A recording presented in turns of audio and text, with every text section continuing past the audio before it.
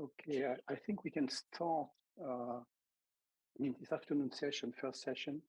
I'm René Garello, one of the organizers of this workshop, and what we have done in terms of setting is to have each session associated with one of the UNDK challenge. This one is challenge 8, and in the shape of or framed as a series of presentations and followed by a panel discussion where everyone is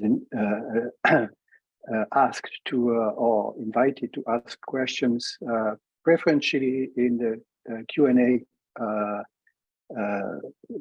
part of the Zoom. Of course, if you want to say something in the chat, do it as well. We will monitor. So this session is really on the buzzword is digital twins, but that's create a digital representation that's much better of the ocean. And I let you in a much more capable hands of Anne-Christine and Zinkann and Jan-Bart Calewaert.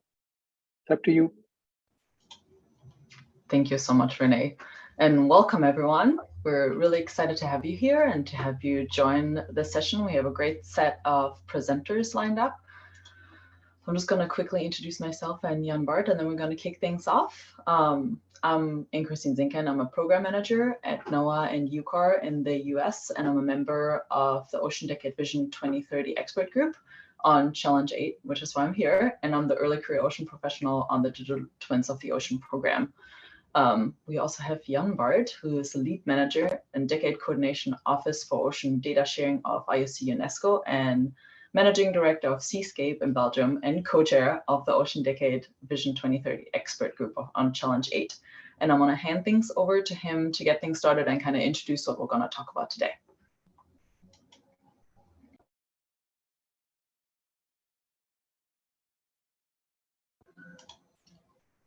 You're on mute still.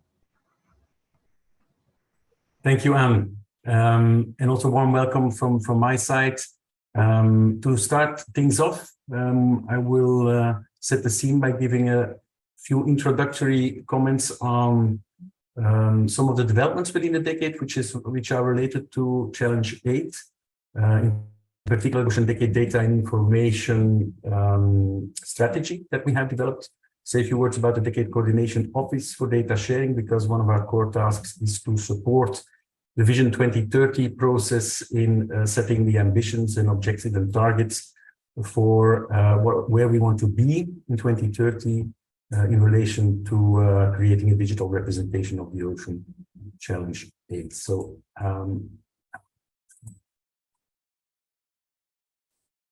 okay, I'm going to talk fast because we have many interesting talks lined up and we don't have a lot of time. So just to revert back on what René was saying. So Challenge 8 is one of 10 decade challenges in the UN Ocean Decade, as you all know, is a 10-year ambitious program where we aim to transform the way we do science and also the way we support it. To develop the science we need for the ocean we want. That's the vision of the decade. And in the context of this workshop, focusing on Challenge 8, we want to present and discuss some of the ways that ocean best practices can support the development of common solutions for this particular challenge. And in the decade, decade is very multidisciplinary in its approach, inclusive. We'll have many different communities of practice, and to support the data and information that they need, but also to allow for the generated knowledge to be shared openly, we'll need to federate data system of each of these communities of practice, and that will heavily rely, of course, on agreed best practices. So in the decade, we are jointly trying to channel efforts as well as resources, and that's a big challenge towards the 10 key priorities that were defined in the implementation plan. It's an opportunity really to lift up and transform the way we do science, but in particular in this context, how we manage and how we deliver knowledge and services to address these challenges, and also at the level that we are doing it, because if we keep on doing it at the level we are doing it today, we will not be able to develop the solutions we need and have the decision makers take them up. So for that reason, the decade implementation plan, which was adopted in 2020, already identified and recognized that the digitization, the access, the management, and most importantly, the use of ocean-related data, information, and knowledge are cornerstones of the success of the decade. And if you look at the 10 challenges, challenges 7 and 8, which deal with developing the global ocean observing system and creating the digital representation of the ocean, a dynamic map of the ocean, and data and information access for all, is really underpinning the realization of all of the other challenges. So it's really of a cross-cutting nature and very important if we want to be successful.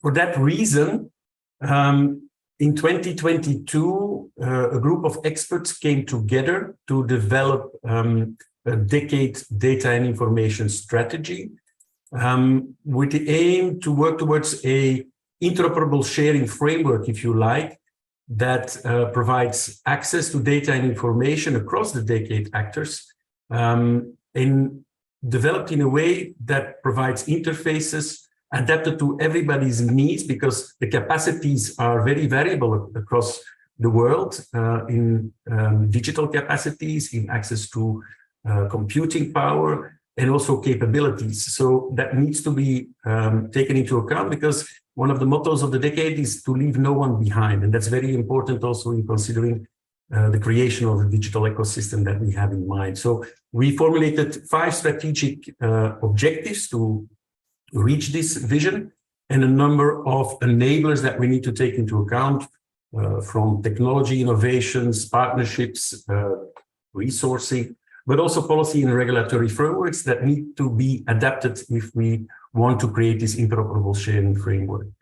So these 5 strategic objectives deal with elements such as ensuring that the data that is generated and shared is shared in a fair way, that it is findable, interoperable, accessible, and reusable, including the need for clear terms of use, that we build trust in this system that deals with issues such as transparency, traceability, having supporting metadata that provides information on the quality and the provenance of the shared resources. But also, we cannot do everything at once. We need to prioritize those digital solutions that support decision-making for addressing these challenges. And that helps us to set our priorities straight. And it's very much building on the user-driven approach to co-design and co-development, which is underpinning the decade. Finally, I think it's very important to mention, we are talking here about digital capabilities. We're talking about technologies, about systems, but most important, obviously, is that at the end of the day, it will be the people that will have to use it, the people that will have to develop it, and will have to maintain it.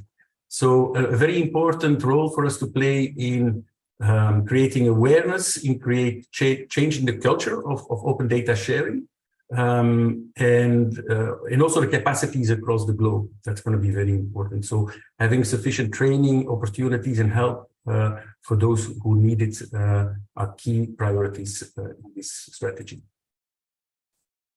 So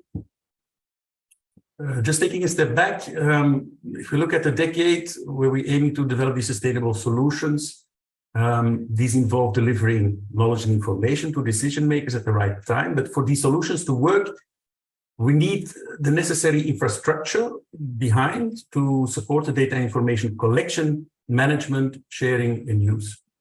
So the 4 key components that we highlighted for any kind of digital ecosystem that develops an end user application or a solution is the data collection and observing on one hand, the data management and sharing second, thirdly, the processing, analytics, modeling, and prediction. And at the end, which is the visible part and what most of the users see is the application, the solution, could be a digital twin application or a decision support tool or an information product or a plan that is taken up. So with every endorsed decade action, there will be some sort of a digital ecosystem that's being developed for the solution. And what we really need to avoid is that these float in isolation. So we need to nurture them, but set them up in a way that they can speak to each other, so that from a global perspective, you can access the same set of basic data layers and data sets that are of need by everyone. So that's so important that we decided to develop a coordinated approach for this. So there were 3 coordinating offices that have been set up this year. It's the Decade Coordination Office for Ocean Observing that's hosted by Goose. There is an Ocean Data Sharing Decade Coordination Office that I'm leading, that's hosted by IODE, that was set up in June. And an Ocean Prediction Decade Collaborative Center that's hosted by Mercator in France. And these are responsible for coordinating the work of relevant decade-endorsed programs and projects, supporting them, as well as supporting with communication and, very importantly, the resource mobilization. So how does that work or how does that fit into the wider decade universe? The decade is set up in a way that it's a decentralized coordination structure. It has the coordination offices that I mentioned, animating the data flow and the digital ecosystem. And these will work very closely with decade collaborative centers that are being set up. They're not all set up yet. The marine pollution, for example, one is not yet established. The Decade Collaborative Center on the Ocean Climate Nexus was launched very recently in China. So this structure is really all about collaboration, enabling this equitable ocean data and information ecosystem and developing targeted solutions. The thematic collaborative centers, they are supporting the regional nodes. So that's a very important interplay that comes together. Just to say a few words about the Decade Collaborative Office for Ocean Data Sharing. There's a number of tasks that we are set out to do. We just recently got established, so we're still deploying and setting up the Secretariat to support the decade actions in first instance. But what has been taking most of our time up to now in the last months is to set up and support the deliberations of an expert group that is setting the ambitions for Challenge 8 under the Vision 2030 process. So what is Challenge 8 about? It's at first sight, if you just look at the main title, you think it's all about digital twins. Yes, digital twins are sorry. Digital twins are a very important element of that and an end goal in a way, a top layer, but it is about much more than that.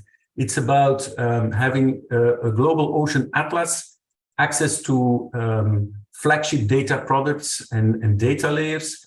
It needs to be underpinned by this distributed data and information ecosystem that allows free and open access to data and information on the past, current, and future ocean conditions. So it's a bit of a broader basket than just digital twins. So it's a series of tools and services that we will need to have in place, as well as content to fuel it. So the multidisciplinary data sets, data products, maps, information, and on top of that, digital applications. So I'm not going to go too much into detail because we don't have the time, but I will share the slides afterwards gladly with you. What I wanted to highlight is that aside from looking at let's say global data sets and layers, we will also try to combine this with an approach to look at local case studies, looking at what are the real bottlenecks that communities are facing, particularly in the global south, when they are collecting data, when they are trying to use data services and share their data information and knowledge. And that's going to be really quite complementary with this very broad, high-level umbrella, where we'll also be working with the colleagues from the Ocean Prediction Collaborative Center on developing a global ocean forecasting service. So last slide, I'm coming back to this slide that was presented by Piotr from IODE a couple of days ago at the opening of this workshop, because we're talking here about challenge 8 and best practices. But what is a best practice? In this context, have been defined as the best, as a methodology that has repeatedly produced superior results relative to other methodologies with the same objective. And I continue reading together with you that in order to be elevated to a best practice, a promising method will have been reviewed, adopted, and employed by multiple organizations. So with that, I will leave you so that we can have the contributions from the different speakers and then reflect back on these different methods and how they fit into the best practices supporting our challenge. Thank you. Thank you. I don't know if I'm the master of ceremony or if you want to continue introducing the next speakers. Up to you. I think Anne was going to take it over from. Okay, I prefer. Very good. Yeah, just so quickly, if we can elevate Peter onto the panels. He's in the attendee list, but hasn't made it into our panel here. Just wanted to raise that so we don't miss him because he's going second. So these are our wonderful speakers for today that are going to talk about a variety of applications. We have Piotr Zaborowski, Peter Baumann, Conor Delaney, and Colm Walsh in Megan and French. So thank you all for being here and for contributing to the session and preparing presentations. We are going to start with these presentations. We're going to run through all of them one after another, and then we're going to have an open discussion. If you have any questions during the presentations, please just put them in the chat or in the Q&A section, and we'll have plenty of time afterwards to have a long discussion. So I'm going to just hand it over to you, Piotr, to start off with the first presentation.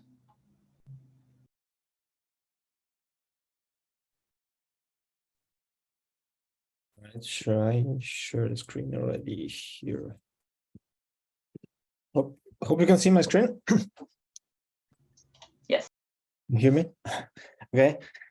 Yep. So I'm representing now the OGC, partly Iliad, as one of these digital twin initiatives within Europe. OGC, you may know, it's a community-based standardization organization. Focus on this interoperability challenges for a couple of years already, longer than I'm involved highly. And what we were working recently in this digital twins topics is also related to the interoperability and in different areas. I propose this bring your own digital twin because the portability of data is part of the interoperability, and the reusability of the models of the data is also something that is challenging, like the old bring your own device challenge in the last 10 years. That's with all the risk is now a fact, and almost 70% people are using that. Bring your own things into the organization. I always have a little bit problem with defining what is the digital twin. So just to come back to the definitions, just two of them, like one from DITO and one from the global geospatial information management expert groups. Both are focused on the virtual because this digital representation. They both have this monitoring element. Then there is a real-time aspect and simulation. Sometimes they focus more on the insights and the actions and then the others. But if we consider it's in practice, like what is the simulation? What is the what if scenario? That's immanent element of this digital twin. It's totally different from case to case. Like if we're talking about the temperature rises, climate changes, what's the real-time data? Is it like last year or maybe last month? And not always we're interested in this live streams. And then we want to have a wind farm in the area. Then we need to focus on the local area with real good qualified and well-positioned data in the region that we need to combine with the general information from the MetOcean catalogs. And then also the questions about what is the copy, what's the comprehensive copy of the physical environment, and what do we want to do with that? And in the end, shall we use that? So what kind of problems we use the digital twin for, and what can it be helpful? And can we actually tailor that? So we will have these big digital twins like European Destiny, NOAA digital twins, and the others.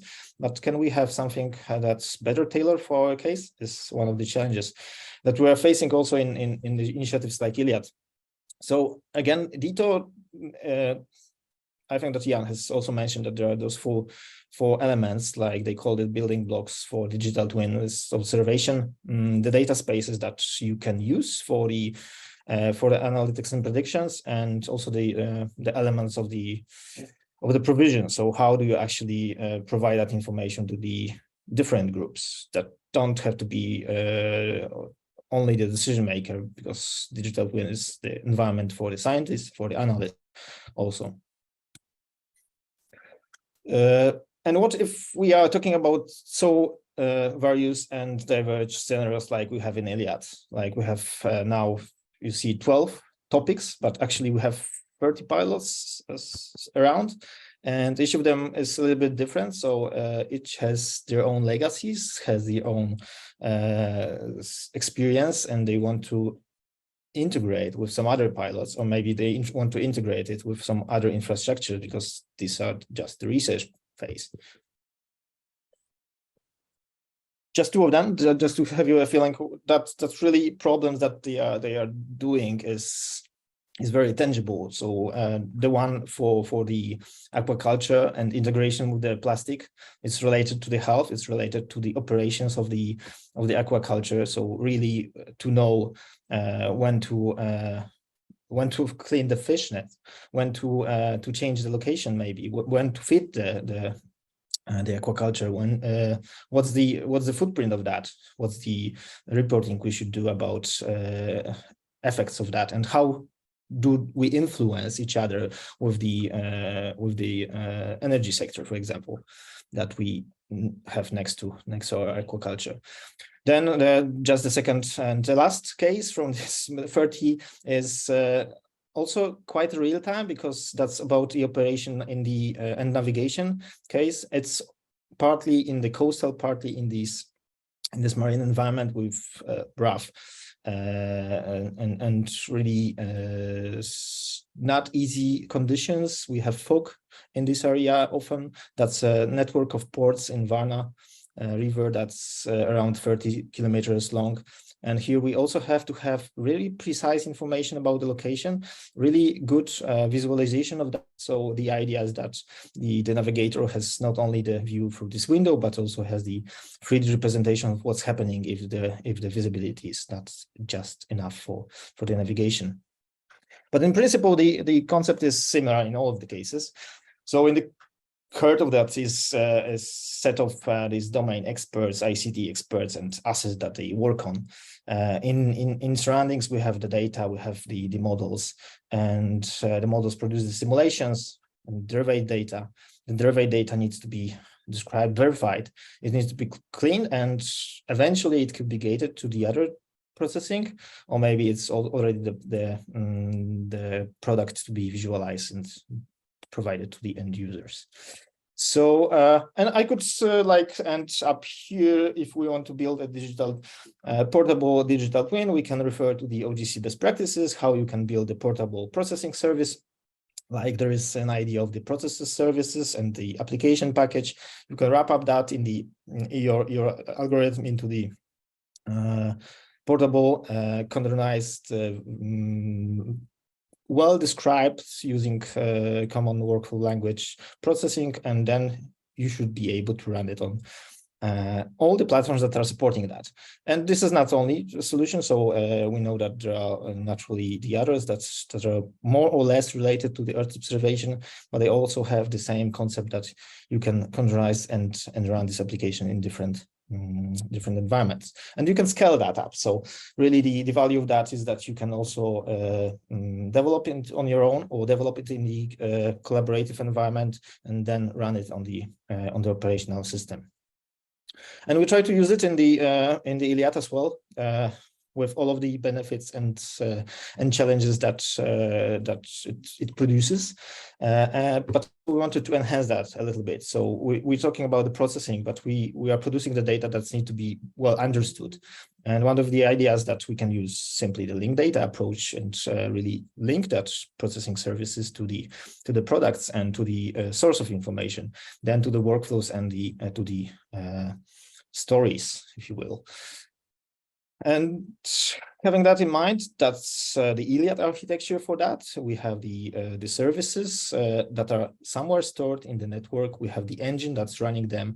Naturally, we have different stakeholders. We can provide it to the marketplace, and all that is built upon the data space. And that's one of the challenges to how to define those different data spaces, because we see that the direction of the data flow is to duplex, really.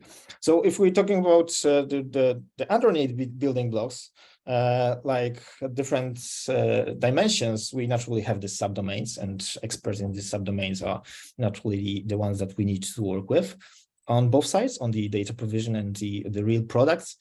We have some technical challenges like formats and protocols, also tools and infrastructure that should be integrated with this formats and protocols. And we have the contractual things and all of that legal and everything that's related to really data sharing and trustful decision making also, because we need to have that trustful information being used. And underneath we have the, let's say, semantics, or maybe we can call it the conceptual elements of the of these building blocks. So we have some concept defined. We have factors and indicators, like two sides of the model that we can use, and we can have some actions. So also that's also always, well, not always underlined, but we talk about the feedback loop for the digital twin. So if we are simulating something and if we are making action, then what's the result of that? And we can also simulate the actions naturally. So all of that could be synthetic, but that's, I guess, a quite important part of this exercise. Challenging for the climate and maybe less challenging for the real operational environment. And then we go into details like this is the expertise of the OGC. So we can talk about that for probably several hours, but I will just show you. We are talking about a small project, which is ILiAD, considerably small.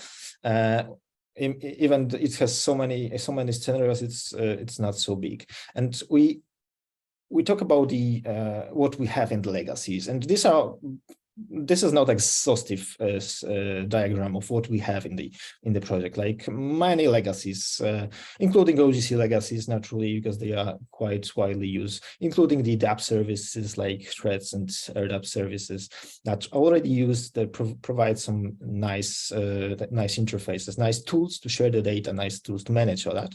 But naturally, we have to combine them, and sometimes we fail with that in some of the areas. And that's if you want to dig deeper, if you find out that each of the standards is actually built from some of the building blocks also, they call it like simple vector representation has so many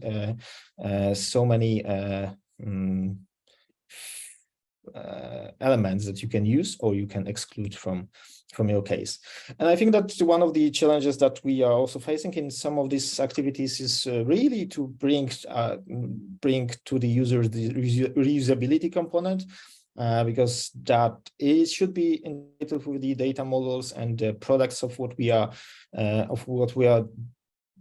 delivering, but sometimes it's hidden somewhere in the documents. And if we are talking about the real integration for future, like really want to integrate different systems, we want to do it easily, then we need to probably step back a little bit. And here I will just explain how is the process built to build this interoperability. So 30 years ago around, the OGC was set up, and they invented the idea of the multiple services, the representation of the data. Then the testbeds has started. So the testbeds are the initiatives where we try to test different approaches, and sometimes it's closely related to the standardization program. Sometimes it's just the exercise that we do and have the results that can help us to define some of the concepts. Now it's changing also, because more and more what we see is that people are just implementing their solutions, and there's more and more interaction between standardization and real implementers of the solutions. That's why these code sprints are quite important part that's sometimes organized with our partners like OSG or Apache Foundation, but also we run our own code sprints that are helping us to implement this different solution in the community. The effect is naturally the standard itself, so multiple parts of the standard, multiple tailored solution for particular scenarios. But then we need to exercise that naturally, and the Federated Marine Spatial Data Infrastructure Pilot is just one of these initiatives that we run for the end users, for the sponsors that want to test these approaches and really recognize what's possible in the scenarios. So that is also what we are doing in this open science area. Here we have the provenance is immanent element of this open science, as we are trying to define the rules, how to really build end-to-end solution with scenarios in the end, and the data and the input, let's say. And we are also working with the GM, and there was this maturity roadmap just released a couple of months ago, I guess now, and that is more high-level definition of how we assess this interoperability in the spatial data infrastructure. And we also welcome every other standard that's want to be an OGC standard. So Stack was a little bit side to the OGC for a couple of years, but now it's integrated fully. That was just for purpose done, that the group has established their own working environment that was just faster to bring these standards from their practice. And that's not like one project that you can solve all of these questions. Just to outline you, this Federated Marine Infrastructure Pilot is already how many years? 8-9 years, almost in running, and now we are in the 4th phase of this pilot. And from the really recognizing what we have in the field, from recognizing what could be this maturity model we want to assess and we want to implement, to real exercises into data integration with this more and more complex scenarios. In the meantime, we had that digital twins. And these are just very high level. All of these reports are, all of these pilots are reported, so you can naturally refer to the engineering reports that bring some insight. What was implemented, what were the challenges, and what is the way forward recognized in this pilots. Just based on the pilot 3, very extracted, very condensedly information. We have so many architectures, but really the one of the insights is that the interoperability is the challenge, but also it brings this opportunity to integrate so many solutions and so many combinations of this data together, that you can provide not only something that's fixed to one solution, technical solution. And not only that's the devil's in details. You have so many problems that are not able to be standardized. So the practice and this kind of good practice, how to organize the data, how to implement the standards, is part of the exercise. For the ocean, it was quite specific that this DDIL environments is quite common, and also we work in the environment where we don't have really real-time data because the regions are just far away from our site. And yeah, let's play. And the fourth phase is now under the way. The Singapore pilot has already been reported in the last member meeting in the Singapore. It was sponsored by the Singapore Land Authority, and it's integration between the data from the marine and coastal regions. It's focused on the storm surges when the wind is so high that it's just flooding the area, and it's increasing risk for the region because of the climate change and all of that, increasing the disaster scenarios. And here, some of these approaches were tested naturally and implemented. There are challenges. Naturally, I think that the greatest challenge was lack of data. So we really struggled to have open data. Was nothing that we can think of in this region for the moment, but the data itself for the pilot was also a challenge to get the real data. So partly it was simulated, partly it was synthetic data used for these simulations. Naturally, we have the problems with the resolutions, like on the land and under the sea level, we have low resolution.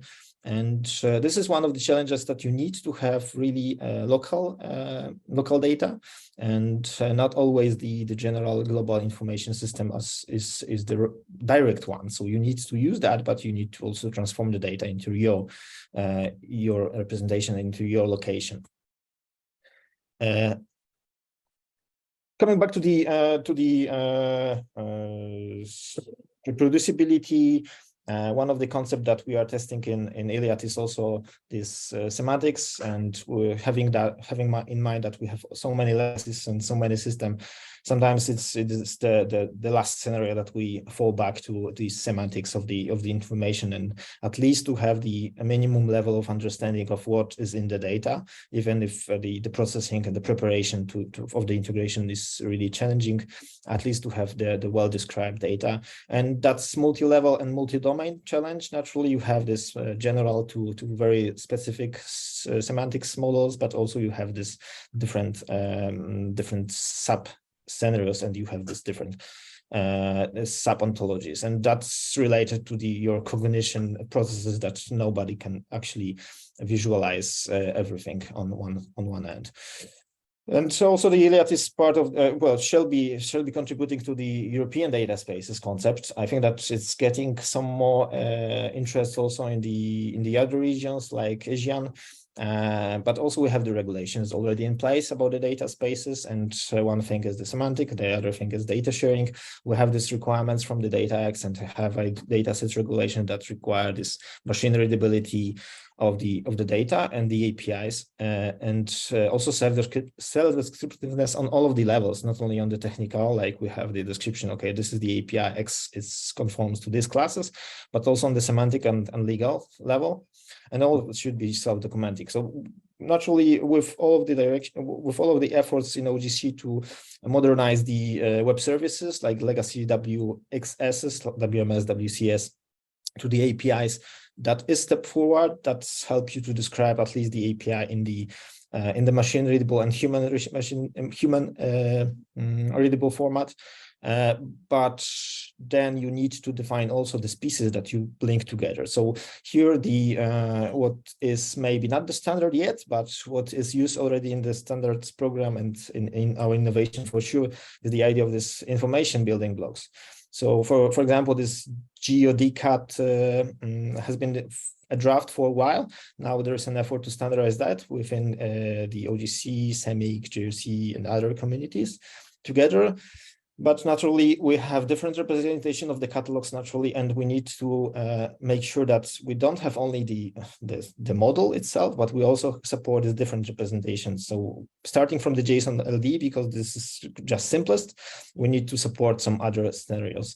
And we are testing that naturally with... I'm going to ask you to try and conclude. Okay, so yeah, I guess the conclusion is that the multifaceted services are the fact, but also a need. That's not only because of the legacy, that's because we have different needs in these areas. we'll have that large amount of the tacit knowledge that's hidden in the experts' heads, and the relationship between this data is not always clear, especially if we are talking about different hubs and different implementations. But naturally, we have the great basics like CF convention, all the work that was done for the web of things, web of observations from ISO, from W3C ITU, is something that should be considered. Just we are sometimes missing the link to the implementations itself.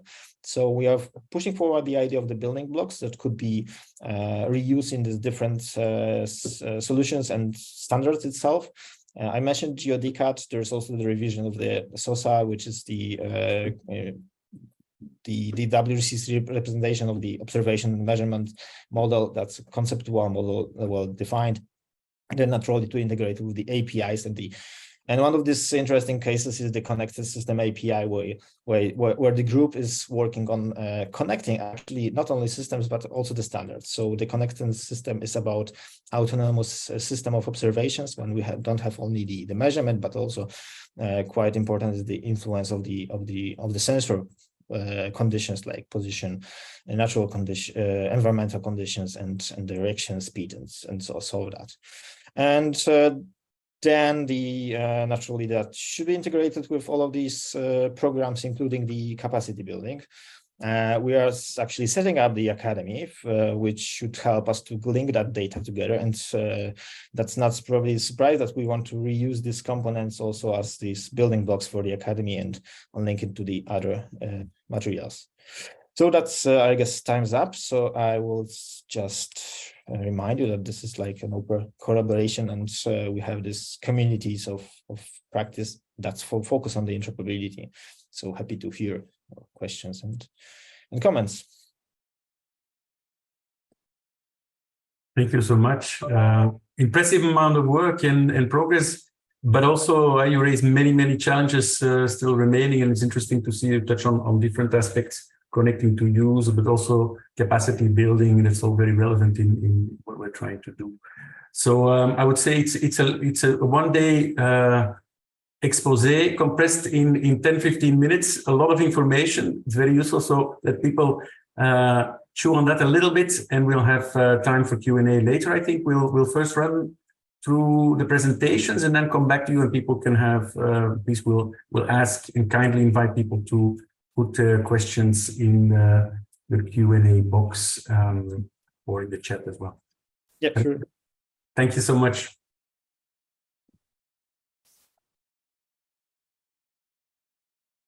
And shall I leave to you for introducing the next speaker? Yes, please.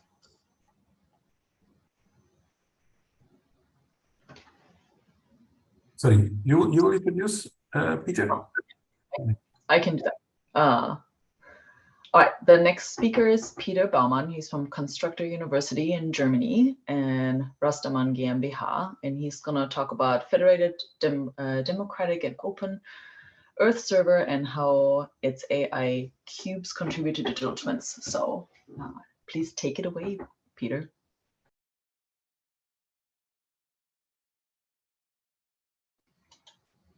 You're still muted, so we can't hear you yet, but we can see your slides. It's always good to unmute, right? Good idea. Thanks for the hint. Okay, and back we come. So I found the ocean really exciting when we as data people looked into that. There are generated data and there are observations. We have many different levels with their different challenges. There's interactions between all of them, like coupled models, for example, and human impact, of course, and then also the different sciences involved. So essentially, this is breathtaking. And so somehow, how can we get to a better understanding? It's not so difficult to gather data today, at least not as difficult as getting to grips with this huge amount of data, big data. In the end, one problem is the heterogeneity that has been discussed ad nauseum. And actually, at the end, you would like to see something that fits together, where you can bring data together, do data fusion, get insight. And that actually means today you need to do it yourself. However, more and more, this task is now pushed back to the data providers. And that makes sense. I mean, the data, excuse me, the data providers know their data best. They also have the resources, and hey, why not do it once and for all? And so you come up with something that has been called analysis ready, but it's much more than just analysis. That's one important facet, but there is more to it. In the end, we want to easily handle our data. And specifically for spatio-temporal data, like ocean data, data cubes are one big important paradigm. Why that? Well, to the left, you see how many, if not most, of our archives are still structured. You see millions of products, and the providers are proud of that. And who wants that? I mean, how can I find my way through it? Yes, we have metadata catalogs and we can search for them, but still it is tedious and for non-experts very often prohibitive. And actually you don't think of that. If you think of the ocean, do you think of millions of netcdf files? Not really. We think of something that has X, Y, and Z dimensions plus a temporal dimension. So something that is, say, 4-dimensional. This is the natural paradigm for us humans. And so data should be offered like this. Actually, I'm saying offered here. It doesn't mean a thing how the data are organized on disk. We don't need to change the archives here. We just need to provide an additional view that is more human-centric in that you can walk seamlessly in X and Y, but also in height and depth, and most importantly, in time. And analysis of long time series is a killer application today. By the way, not only for humans, but it has turned out that also for programs, it's much easier to deal with a handful of data cubes instead of millions of files. And as it turns out, on such a concept of data cubes, powerful services can be built. And that is something that we are focusing on in our research since some time. And that is being used in the world's largest federation of data cubes, EarthServer. Large, we have more than 160 petabytes in this data space where independent providers contribute, and that is ranging from the IEEE server in Oregon in the west up to Taiwan in the east, and a lot of services in between. They all retain their full autonomy on the data. That was actually a challenge technically. We want to have one single coherent data space, but actually they need to retain autonomy.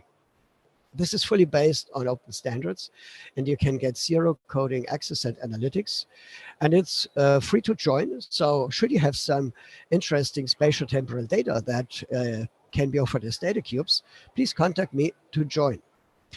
By the way, what does that mean, federation and location transparent? Let me show you that quickly. No, that is my cheat sheet. This one is important. What we have here is a request formulated in the OGC WCPS standard language. It determines heavy rainfall risk areas. At least that is what the climate model has told me. I don't understand that. I just can see that we have precipitation and Landsat 8 data, so data fusion.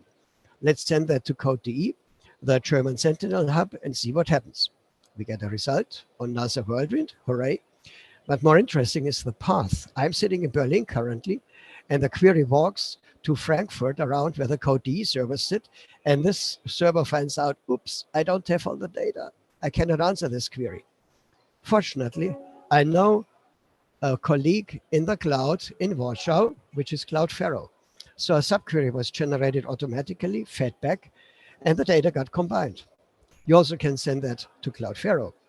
Now they in turn have the problem. They must ask back with CodeDE because it's distributed data fusion in the end, so that we get the same result without even knowing where the data sit normally. We just look behind the curtain. And that is what we understand by federation, a location transparent federation. One single data pool for all the users, while the individual data centers retain their autonomy. Okay, coming back. Thanks to the standards where we are actively contributing since a long time. So we have shaped the DataCube standards in OGC, which now are being cloned into stuff like GDC and OEPI coverages. The good thing is that you can come with the existing clients. Your users don't need to learn something new. And that can range from simple open layers, map navigation, over WebGIS, up to high-end analytics with Python and R. So they all can stay in their comfort zone. The technology behind is what we are developing since long in research and then supported by a spin-off company. Rasdaman stands for Raster Data Manager. And that means simply data cubes that are actionable. In the end, this is a task similar to databases. Management of the data cubes, automated management, and analytics, just not on tables, but on data cubes. Over a long time, this has been implemented from top to bottom. And we have, for example, parallelized single queries over more than 1,000 Amazon VMs. Federation, I mentioned already. And that actually has forced us into providing appropriate security as well. And Rasdaman is the official reference implementation for OGC coverages and actually also the good practice by the European Inspire directive. Okay, here is an outlook. There was something about AI in the title. Why does that make sense? Well, mathematically speaking, for a moment, machine learning can be described through tensor algebra. Data cubes can be described through tensor algebra. So they must have something in common. What we did is we took the OGC WCPS language and enhanced that, adding a function that receives the cutout under investigation, receives a particular model, and then internally in the server PyTorch is invoked to do its magic. And after application of the model, we get back with a result. And what you can see here is a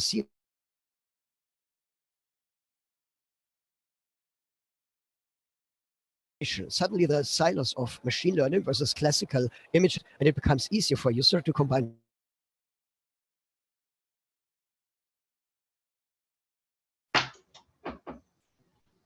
Peter, you're starting to break up a little bit. Maybe try and turn off your camera.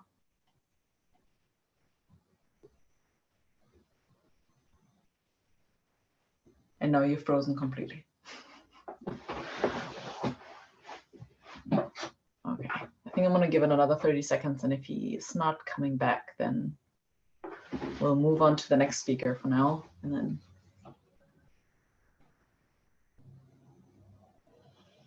Oh well, we've all been there. Okay, it doesn't look like he's coming back, or we may have lost him, no? He's still connected, but doesn't get through. Yeah, and okay. Yeah, go ahead and go to the next one. Yeah, I think in okay. I was asked to ask everyone to put their name and location in the chat. Please continue so we can see where everyone's joining from. All right, our next speaker is Conor Delaney, and he's gonna be speaking about 2 different topics. So I'm assuming you're just gonna go right through both of them. He's from the European Marine Observation and Data Network, or EMODnet, and he'll be talking one about a review of ERDDAP, the established best practice in sharing gridded and tabular data from Earth science community, and then EMODnet Central Data Point. Oh, there you are. And with that, actually, oh, I was lost. I didn't realize that. Yeah, we lost you, but so I couldn't see that. I couldn't see the screen. I have just one, so I'm seeing and showing the slides. I see. Yeah, you froze. But. Okay. So for now, actually, I was in my last slide, and I would stop here. I have no idea how much got lost now. It was I think wonderful. You were on your last, yeah, probably on your last 2 slides. You were at comparison between the cube and the structure of the cube and the structure of the machine learning. So that at the end. But if you share your slides, that will be okay. Okay, you will tell me how to do that. Yeah, Jose. Good. Okay, great. Thank you very much. Thank you. Thank you, Peter. All right, well, I'm gonna hand it over to Conor. One thing I want to mention, I'm gonna put in the chat. If anyone has any links, I know you've been kind of sharing links to the projects that you're working on. Please put them in the chat so we can share them with the community and they can learn a little bit more.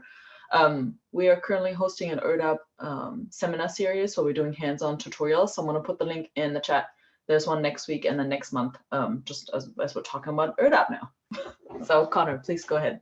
Can I just, before you start, Conor, there's a request, because we, from our end, we can see all the attendees' names. But there is a request that everybody puts in their name and location in the chat so that everybody knows more or less who the other attendees are. Thanks. Sorry for interrupting, Conor. Please go. Oh, can you hear me okay? Okay. Thank you all for attending. I actually didn't realize I was going to be in the ERDDAP one first. So anyway. I mean, up to you. Well, I'll go for it. Can you see it now? Yes. Yes. Okay. So what I'm here to do is give an overview of ERDDAP for a particular reason, which I'll come to at the end of this presentation, which fits very well into the idea of ocean best practices. So I put this together. I'm on the ERDDAP governance board, along with my colleague Kevin O'Brien. And Kevin was I really hoped that Kevin would give this presentation, but he lives in Washington on the west coast of the USA, so it's really early in the morning. So I'm giving it today, and it will be short. So I don't think I'll hit 10 minutes. So just in case you don't know what ERDDAP is, it's a scientific data server that gives users a simple, consistent way to download subsets of grid and tabular data sets. It's free and open source. It is, over the last decade, the usage has increased. It was developed by NOAA to meet a particular problem, which was how to access the data in all the different distributed data silos all over the continental United States. But this use case seems to be a common use case all around the world. So it's been used now in 16 different countries, many different organizations, and there has been no major active promotion of ERDDAP. This is sort of grassroots growth, with data managers talking to each other at conferences, sharing it. So out of that, a GitHub organization has developed to share the source code. There's a discussion group, and there's an active community. And I'll talk about the governance now towards the end of this presentation. But now just go into more why we know it's taken up by people around the world. It solves hard problems. Scientific data and scientific data formats are hard formats for the non-scientific community to use.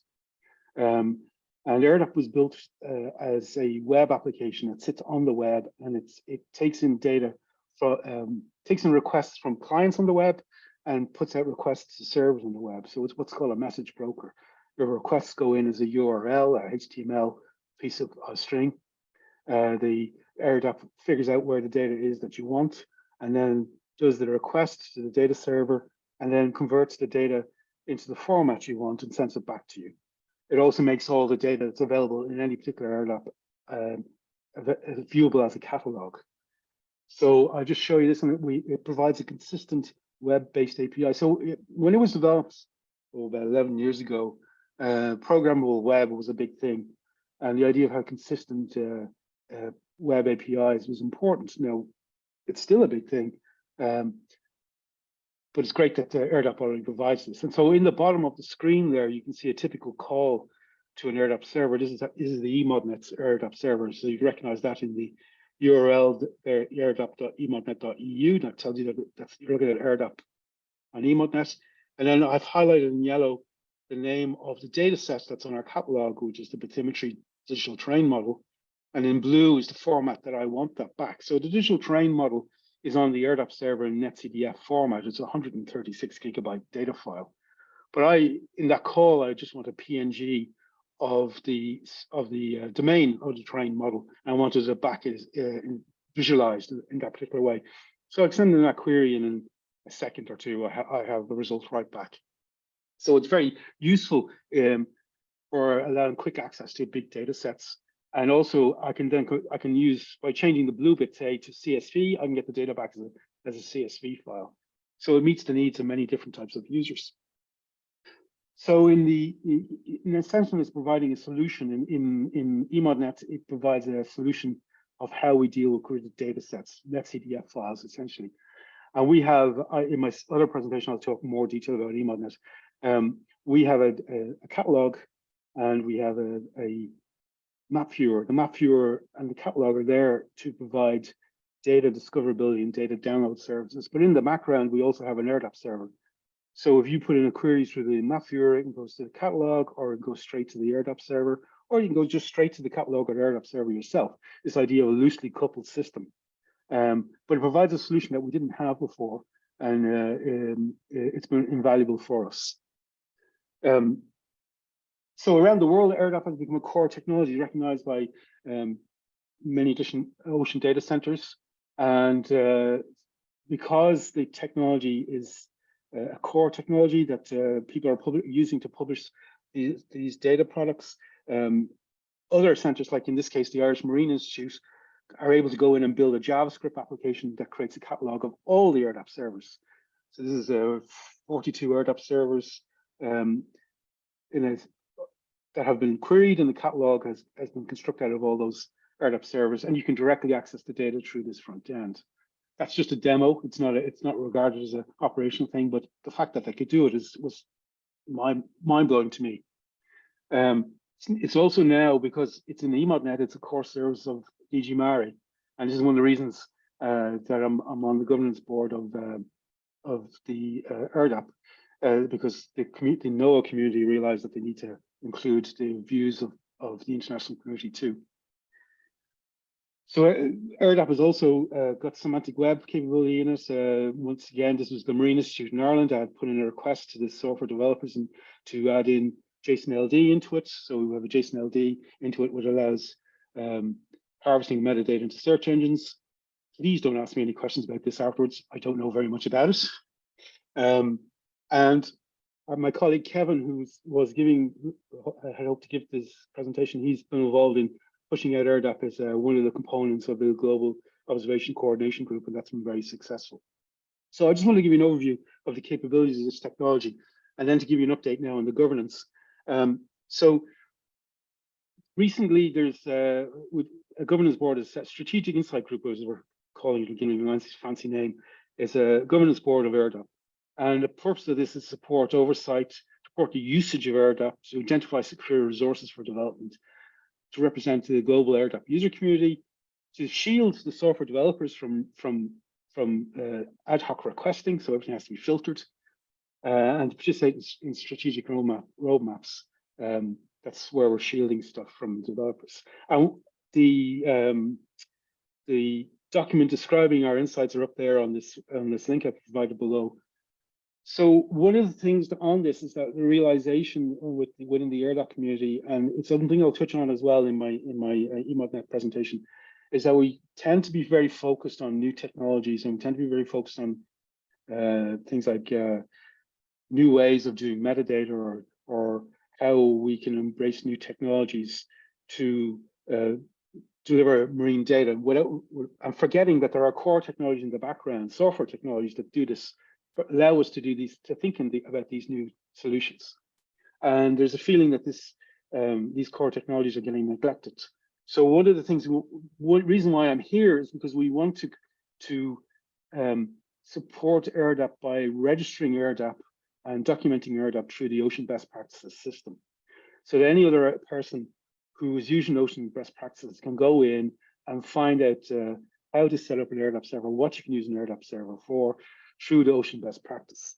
I mean, this is when I first learned about Ocean Best Practices, it struck me as this is the type of things that Ocean Best Practice system can be, is very suitable for. So we're going to push that ERDDAP be included in, as a documentation of ERDDAP, included in Ocean Best Practices, and also that the people realize that it's tied into climate and forecast metadata and NetCDF file formats. And it works very well with things like geo-networks and geo-servers. And maybe we can cross-reference it with other projects that are in the Ocean Best Practice system that use it. The idea being so that anybody working in this area doesn't have to start from scratch. They'll be able to go straight to Ocean Best Practices and find out what's going on. So that's the end of my presentation. I told it to be short. Do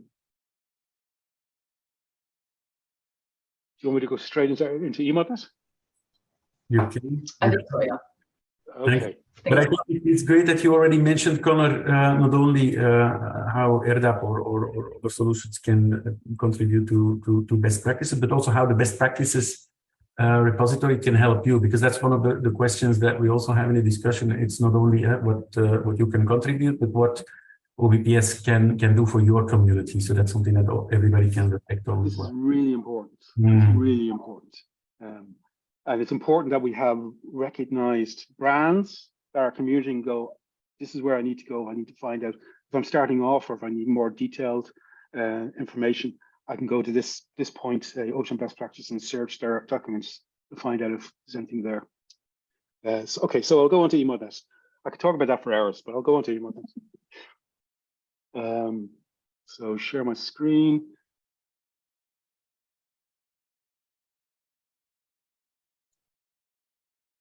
Okay, so are you seeing it? Not yet. Not yet.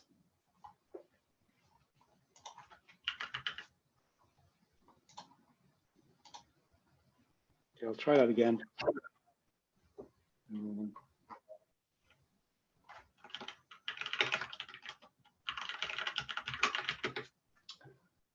Yep, now I can see it. You seeing the full display, the proper one? All good. Yeah, okay. So I've put a deliberate mistake here in my title. I'll come back to the moment. So the EMODnet Central Portal, a case study in open source software and OGC standards to provide an interoperable web service and viewer. Very long title. The deliberate mistake is that Central Portal, EMODnet is not a Central Portal anymore. It is the portal of EMODnet. And I'll come back to that later in the presentation. And EMODnet is the European Marine Observation and Data Network as a service of the European Commission. So to move on swiftly, EMODnet provides a number of data products and data services in a number of thematic areas.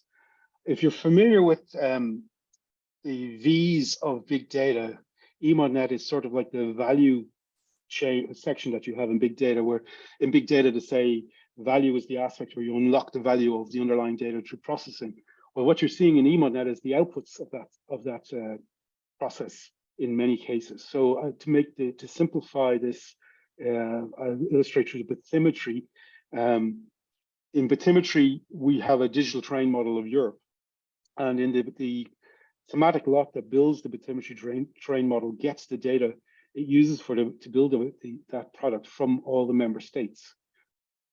That is a huge undertaking, and it's not something that can be really done by an individual.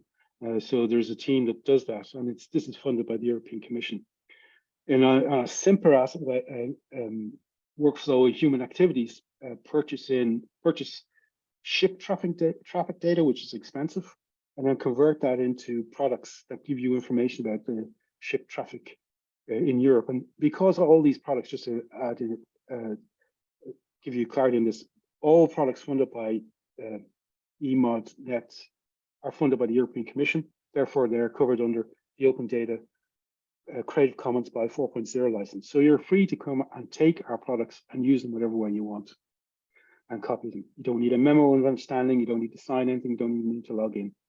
Physics similarly puts in a lot of effort collecting the data outputs from sensors at sea to create unified data sets for the European sea areas and beyond. So you're seeing a gap being filled. That gap being filled is the gap between the boundaries of a member state and the boundaries of the European Union.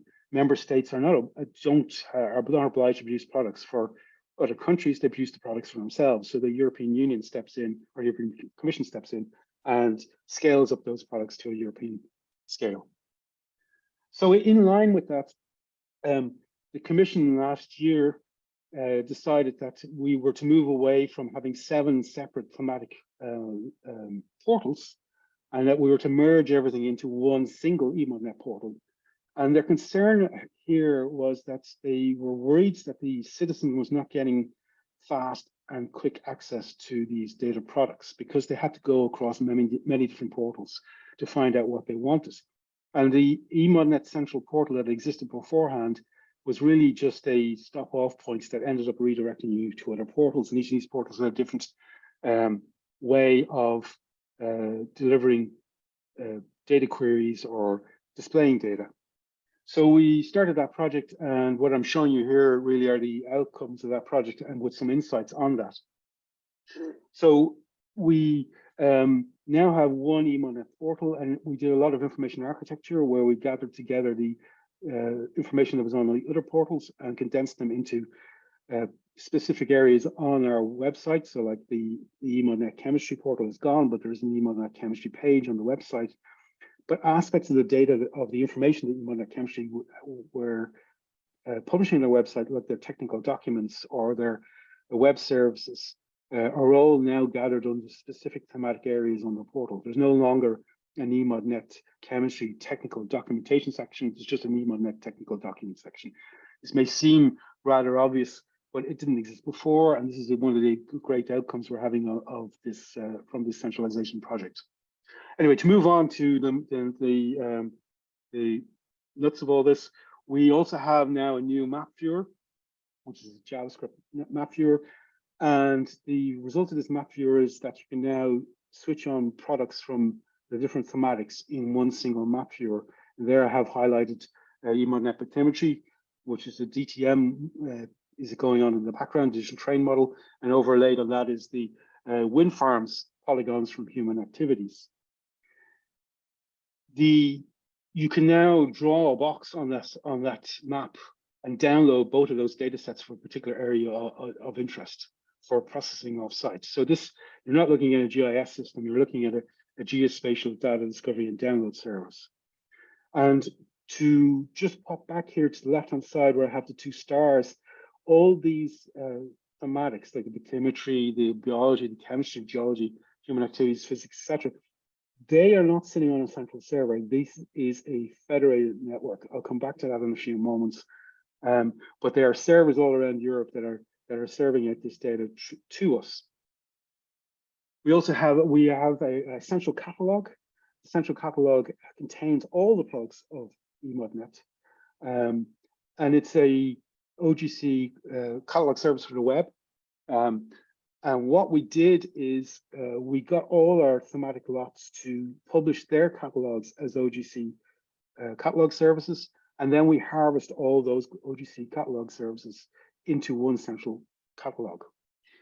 The great benefit of this is that we now have one catalog. There used to be 7 separate catalogs, now there's one catalog.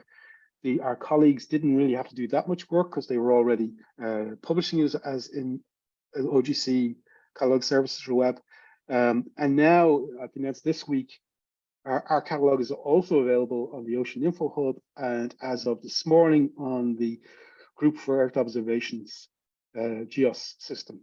And in both those cases, it was simply then they just harvested our catalog. So if I go on to what's going on in the map viewer, I mentioned earlier on how these are all federated systems. Though in some cases we had to bring some of the larger data sets centrally, like because of performance. And in the case of the digital train model, where I have drawn a box there on the screen, it's sending calls back to the ERDDAP server, and ERDDAP will be in here somewhere. And the ERDDAP server is doing the subsetting and doing the conversion and sending the data files back to the user. We're using a RESTful API there to do that. Most of our web services are OGC, Open Geospatial Consortium web services, but fewer of these RESTful OpenDAP services from ERDDAP. That all sounds and looks very smooth, I hope. But the reality is, and this very rough architecture that we have machines all over the place. On the far right there, you see each thematic lot, and there's 7 of them all around Europe, tend to have a a GeoServer, a PostGIS database. They all have a geo network for their catalogs. Some of them have ERDDAP and some of them have threads, and a few have FTP servers in countries all over Europe. The portal itself sits in Ostend in Belgium, and it harvests from these separate data servers using OGC services and the threads and the OpenDAP, and then we publish here through the map viewer. However, we do it in such a way that it seems that everything is located here, but we're not. We're a fully federated system. And the problems that we face with a fully federated system is that a system like this is only as strong as the weakest link. So for the user using the map viewer, if any of those services are slow or sluggish, they tend to think the whole service is slow or sluggish. And this is something that we have to keep watching all the time. So just to give you a quick overview of the web services that drive our portal, I mentioned the Open Geospatial Consortium. These are very important to us. We use web mapping services, web feature services, the catalog services, and we fully use these services. We even use the features of these services that allow data conversion. Where I think I have a feeling that we're probably pushing these services to the limits. For ERDDAP, we use these RESTful web services that allows us access to gridded data, table data. Very important, it allows us to do data subsetting of large NetCDF files and conversion processes. And just in case those of you are old enough to remember, ERDDAP is publishing a DAP protocol, which is a replacement for the old distributed oceanographic data system. So why are we here? Why are we here at this Ocean Best Practices? Similar reason why we're here, what I mentioned about ERDDAP. We're here to emphasize the importance of recognizing how these portals are built. We're a spatial data infrastructure. We have a software client, a catalog service, a spatial data service. And what we want to do is we want to register the EMODnet technical architecture documentation through OBPS, so that others who are starting out or who are trying to figure out best ways to do things can refer to us. I'm not saying that we're the best way of doing things. I'm just saying that we have had a success story with this, and we want others to see what we did so that they can see if it helps them. And we think that by doing this, we encourage and support the community practice. So once people see that we're using GeoNetwork, GeoServer, or using NetCDF, or using other data formats, that they will adopt them themselves. We want to improve interoperability. So people who use GeoNetwork, GeoServer, if they use the same levels of version that we have, that interoperability between them is almost trivial. We want to support technology transfer. We don't want to go places and tell people how to use things.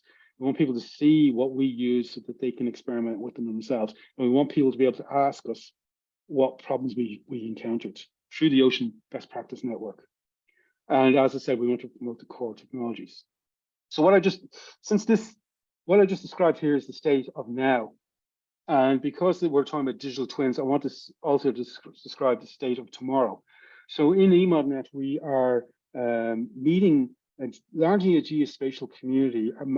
Our users typically are the type of users who want to find some data, geospatial data, download it and process it on their desktop through a GIS system. We don't provide geospatial processing, we just provide query and download services.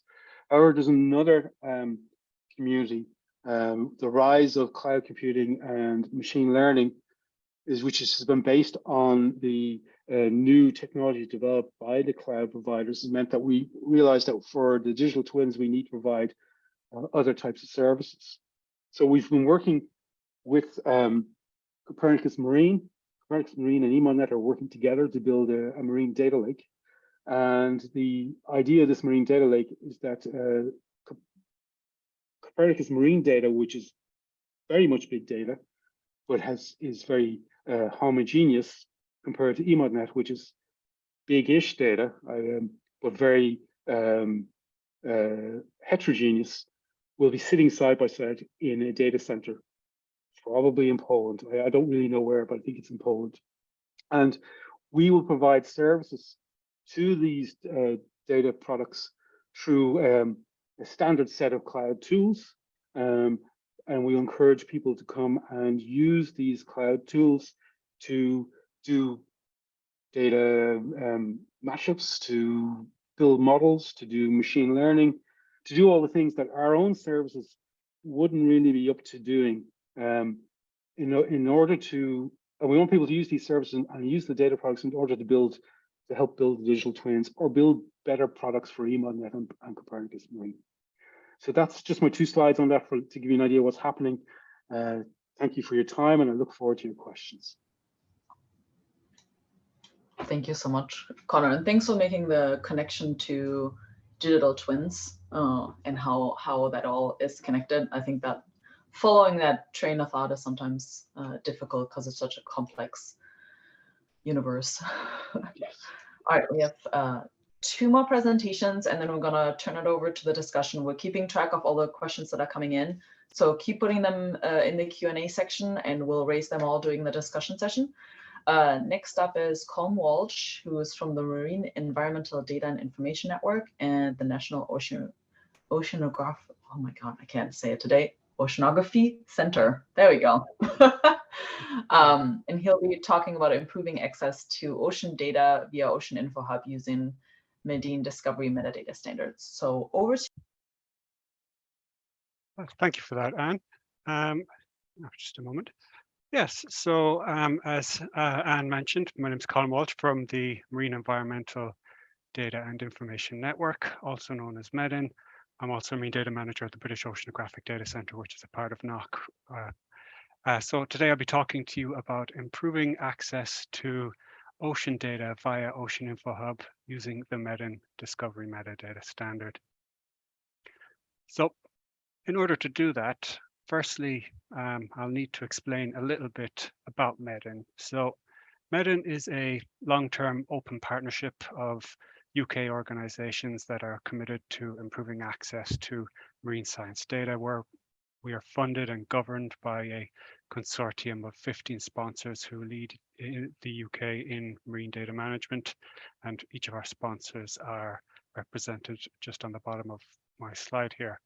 And MEDIN's vision is that all UK marine data is fair, meaning findable, accessible, interoperable, and reusable.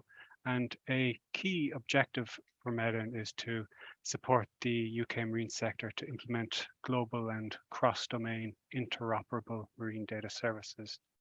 And because marine data are so expensive to collect, and they're also a unique snapshot of a time and place, our ethos is to measure once, use many times. So we really champion the reuse of marine data that already exists.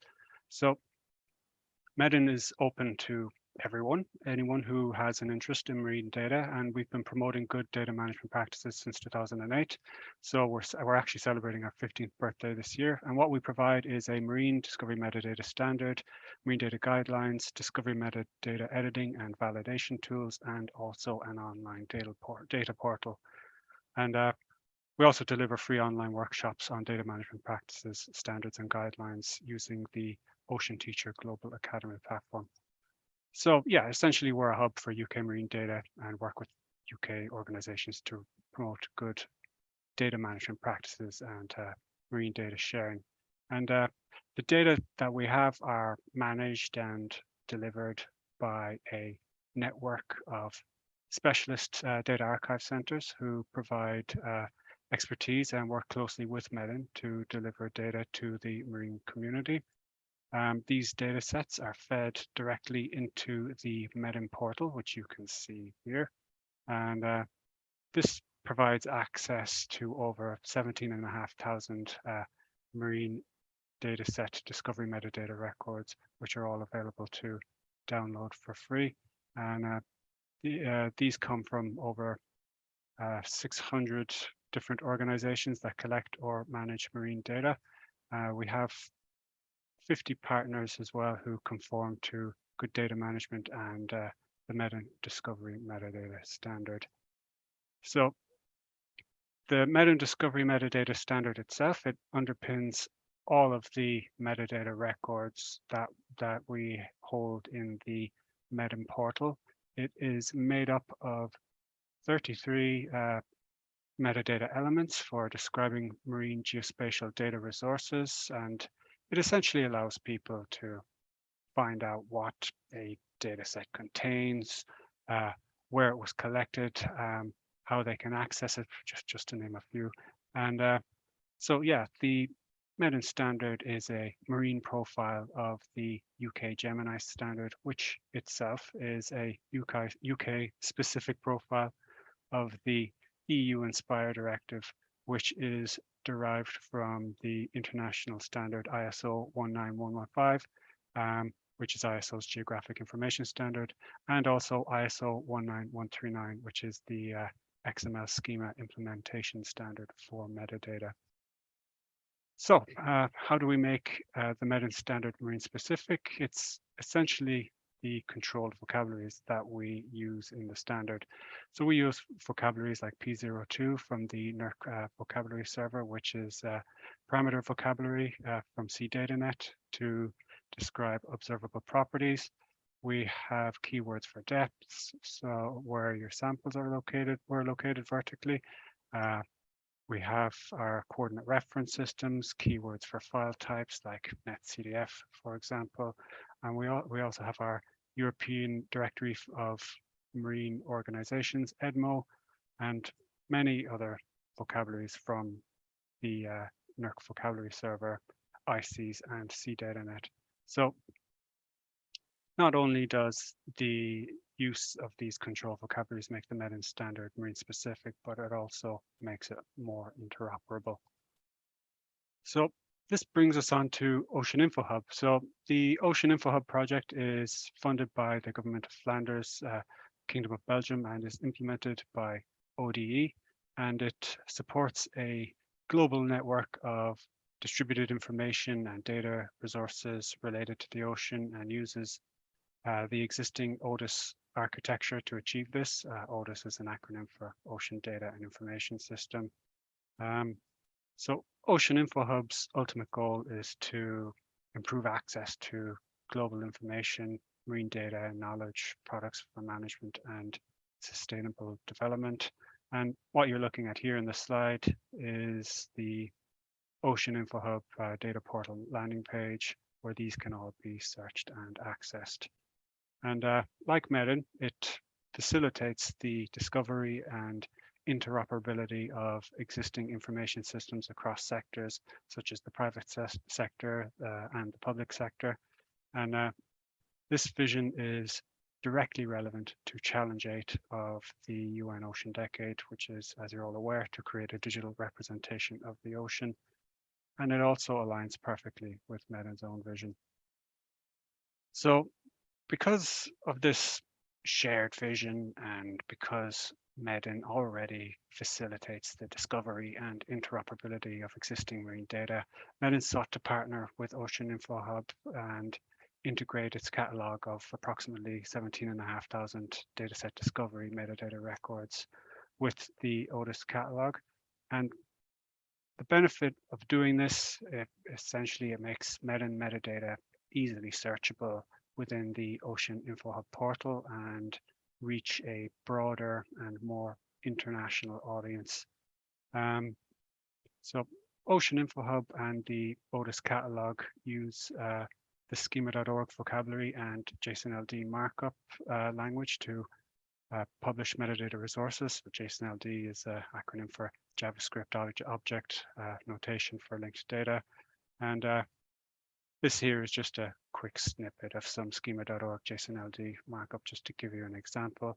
And one of the benefits of being an organization where a key objective is to boost cross-domain interoperable marine data services is that sometimes you already have the infrastructure in place to be compatible with other systems. And this was the case for MEDIN because we already had pre-existing schema.org JSON-LD mappings to key MEDIN Discovery Metadata elements that we publish in our XML, such as title, abstract, temporal coverage, spatial coverage, keywords, just to name a few. And we had this in place essentially to make MEDIN metadata discoverable in Google Dataset Search. So this is what made it possible for MEDIN to contribute to the development of Ocean InfoHub by exposing approximately 17,500 dataset records on their portal, which with only the need for us to make some minor modifications to our pre-existing JSON LD code. And as you can see here in the slide, MEDIN's Discovery Metadata Catalog is now live on Ocean InfoHub, and we currently have the biggest catalog of datasets on their portal at present. And if you use Ocean InfoHub's spatial search feature and filter for MEDIN, you will see the spatial coverage of all the datasets that MEDIN stakeholders have exposed for discoverability. You can just see them there on the map. And as you can see, the Northeast Atlantic Ocean in particular is comprehensively covered, so much so you can't really even see Ireland or UK on the map. So exposing the MEDIN catalog of datasets via Ocean InfoHub has increased the findability of those datasets, making it, which has boosted the fairness and also supports MEDIN's ethos of measure once, use many times, and helps create a digital representation of the ocean globally. So yeah, lastly, for anyone who's interested, please check out the Ocean InfoHub data portal, the MEDIN website, our newsletter, Marine Data News, and follow us on social media. Thank you for your time. Thank you so much, Colm. Really great talk. Lots of questions that I just have, so I'm sure that that our attendees have more.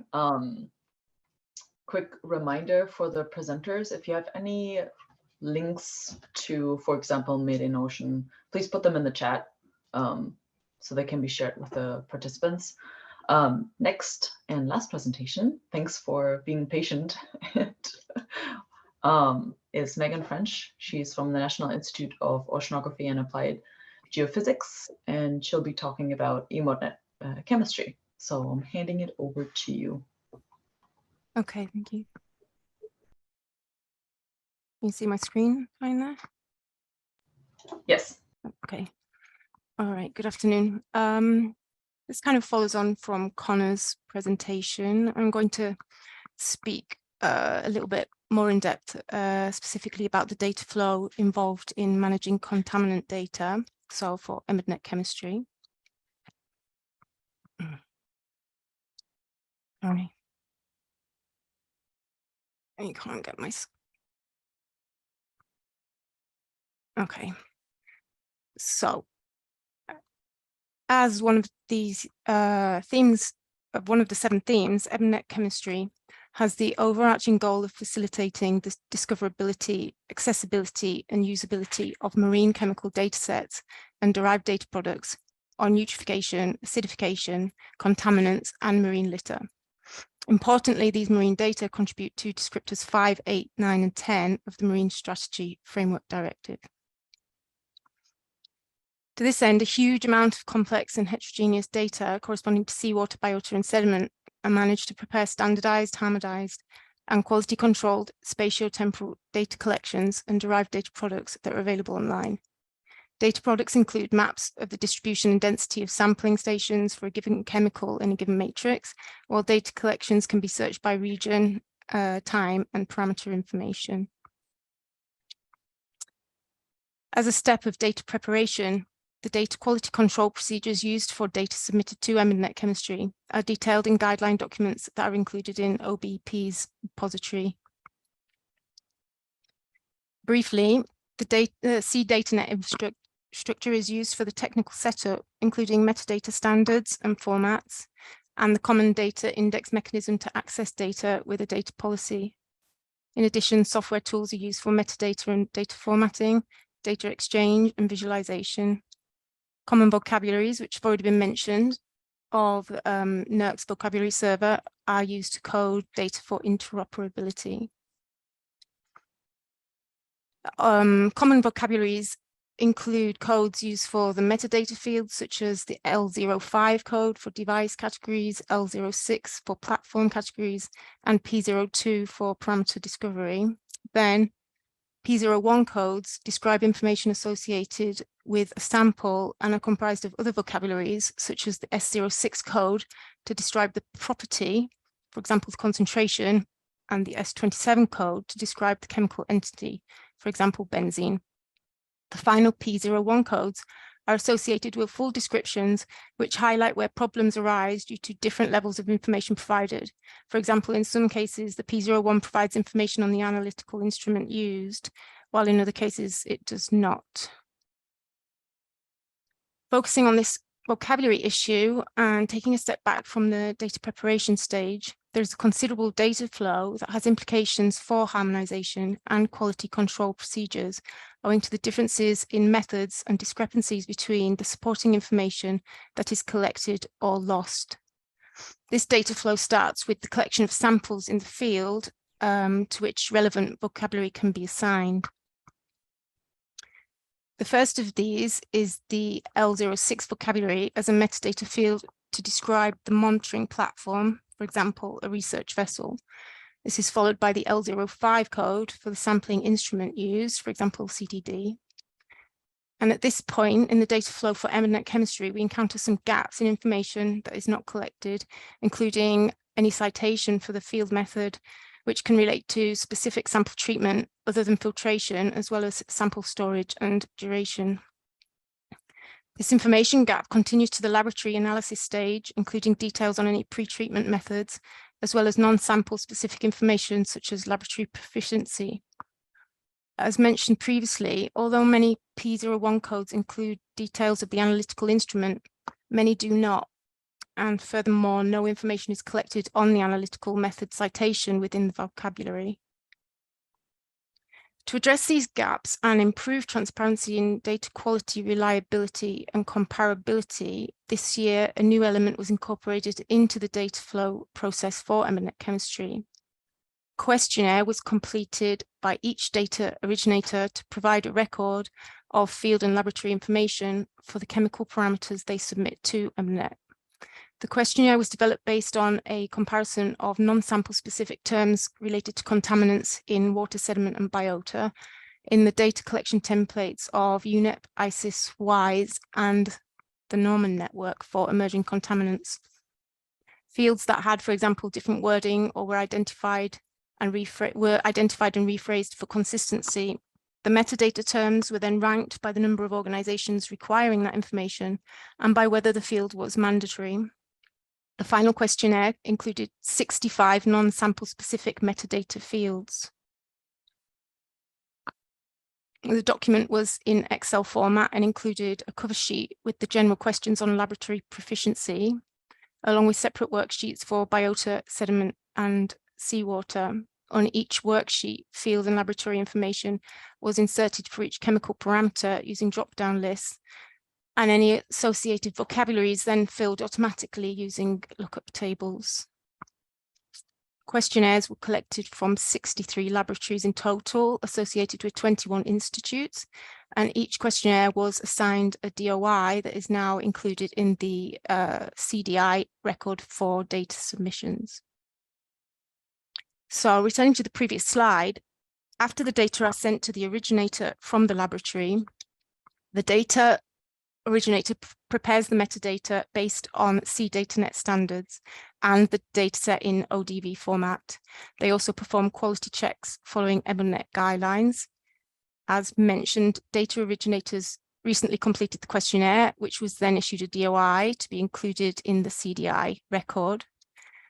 Datasets are then sent to the regional leader, who also performs quality checks before preparing the regional collection and data products once any quality issues are resolved through a quality control loop. Finally, the regional collections are sent to EMODnet Chemistry, who also perform a quality check before making unrestricted data available to the public. Each step of this data flow is important, and the entire process ultimately aims to generate datasets that can be trusted and made openly available. In closing, EMODnet Chemistry facilitates the accessibility of chemical data collections and derived data products. The data flow has implications for harmonization and quality control procedures. Addressing gaps is fundamental to improve transparency in data quality, reliability, and comparability. Ultimately, we aim to obtain trusted and open data and data products on marine water quality to support a harmonized environmental status assessment. If you'd like to know more about the questionnaire, we have a paper currently in publication in Frontiers.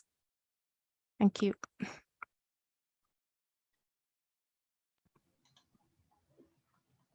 Thank you so much, Megan.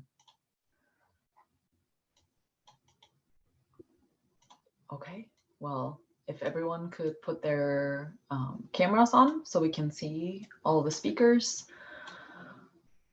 I know a few of you have been active in the Q&A section, already answering some of the questions, which is great. I'm going to hand it over to Jan-Bart to kick us off with the first question. We have also a few prepared, so we have plenty to ask and keep the conversation going. Yeah, and it's also an open invitation again for everyone to not hold back in any question you may have.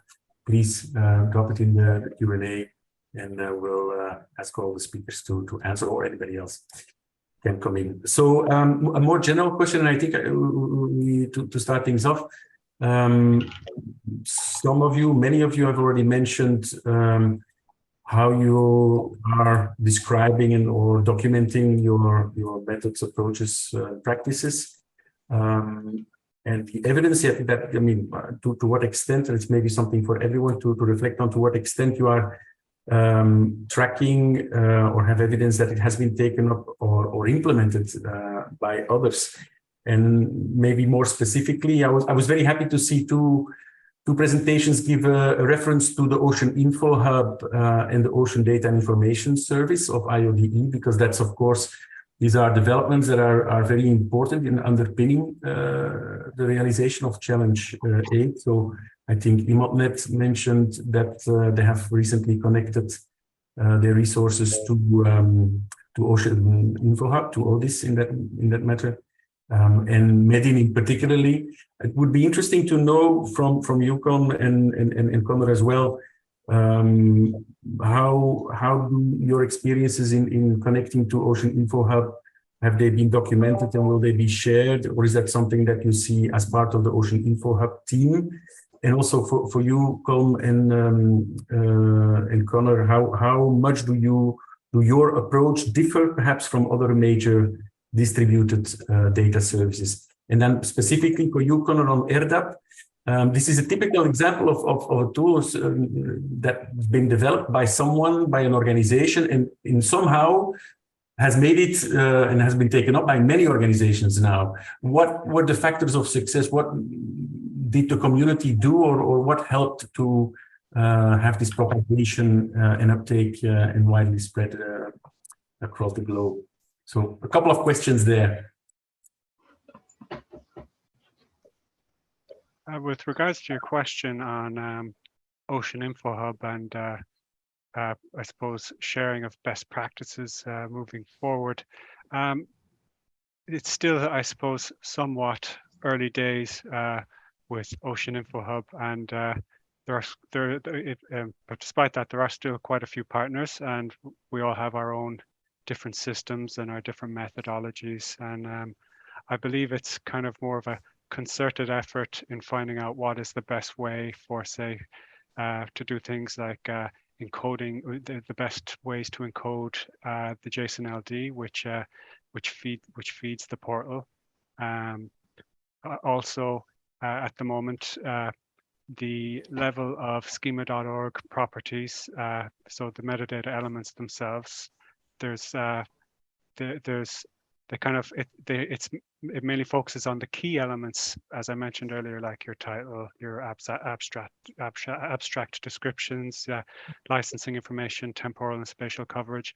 But there's definitely scope to expand upon that, particularly from MEDIN's side. As I mentioned in my talk, we have 33 discovery metadata elements, all of which we believe have a high probability of being able to map across from our ISO XML over to the JSON LD markup.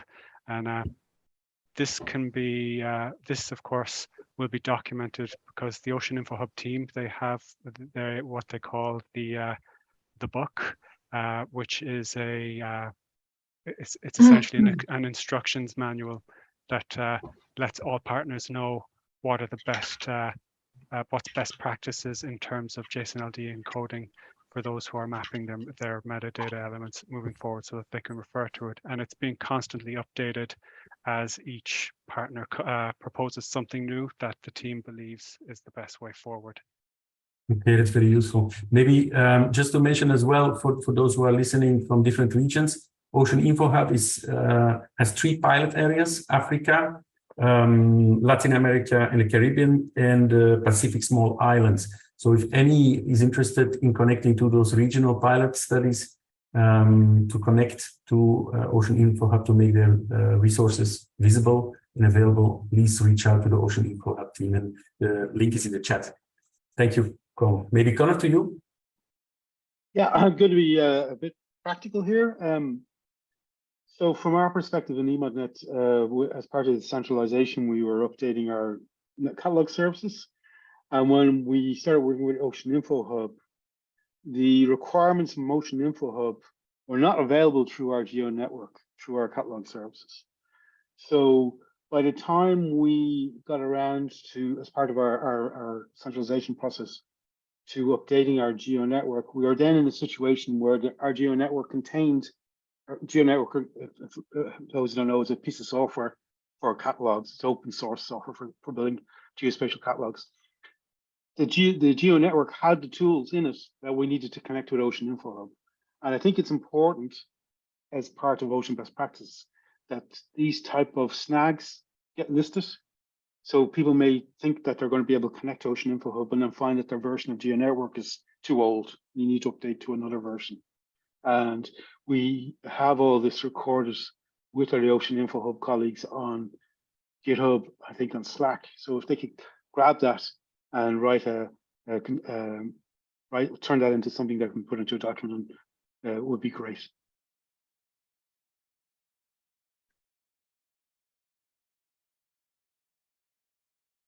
So you had other questions, Jan-Bart. Thanks. Yeah, what about ERDDAP? But I don't know. Oh yes, ERDDAP. So the situation with ERDDAP is you have software tools that get developed by committee, and you have software tools that get developed by very clever people who see something. And in the case of ERDDAP, it was a very clever person, single developer, back 10, 11 years ago, who understood the way things were going in terms of how to unify things on the web. And he really worked by himself, and then he had a bigger team as time went on with a single vision.